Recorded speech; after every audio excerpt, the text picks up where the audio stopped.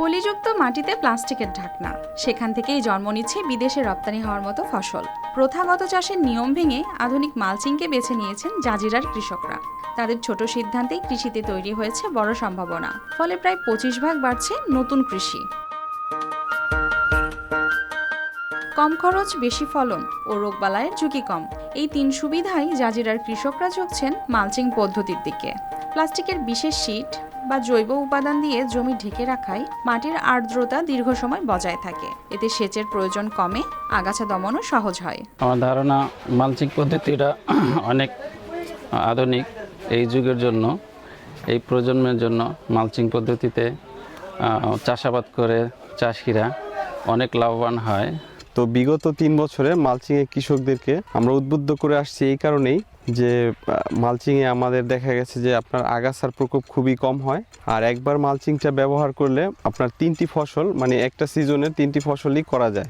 এতে আবার আপনার যেই সারটা ব্যবহার করা হয়, সারের অপচয় খুবই কম হয়, এমনকি যে ফলনও বৃদ্ধি পায়। কৃষকদের মতে এই পদ্ধতিতে জমির উর্বরতা অটুট থাকে, একই জমিতে বছরে অন্তত 3 দফা ফসল ফলানো সম্ভব হচ্ছে। সানবিট সব দিবে সামাল। সানবিট ম্যাজিক প্রেস, ডিশওয়াশিং এর মাথা ঘোরানো সলিউশন। এর ফলেই জাজিরার পলিযুক্ত উর্বর জমিতে এখন উৎপাদন হচ্ছে উচ্চ মূল্যের ও রপ্তানিযোগ্য ফসল। 3 পদের ফসল উৎপাদন করব। অনেক শসা লাগাইছি, শসার পর লাগামু ধুন্দুল বল ওইটারে।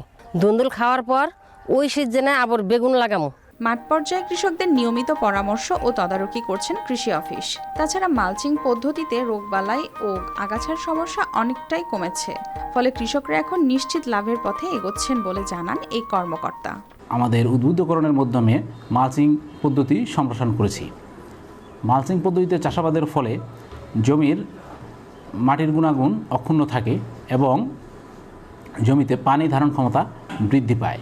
কৃষকরা মালচিং পদ্ধতিতে চাষাবাদের ফলে সেচ খরচ হ্রাস পাচ্ছে এবং একইভাবে মাটির গুণাগুণ অক্ষুণ্ণ থাকায় সার প্রয়োগেও কৃষকদের খরচ কমে এসেছে। সার প্রয়োগ এবং পানি সেচ এই দুটিতে সাশ্রয়ের কারণে কৃষকরা মালচিং পদ্ধতিতে চাষাবাদ করে লাভবান হচ্ছে। আধুনিক প্রযুক্তির ব্যবহারে দ্রুত বদলাচ্ছে জাজিরার কৃষি অর্থনীতি। এই ধারা অব্যাহত থাকলে শিগগিরই দেশের নতুন আধুনিক প্রযুক্তির ব্যবহারে দ্রুত বদলাচ্ছে জাজিরার কৃষি অর্থনীতি।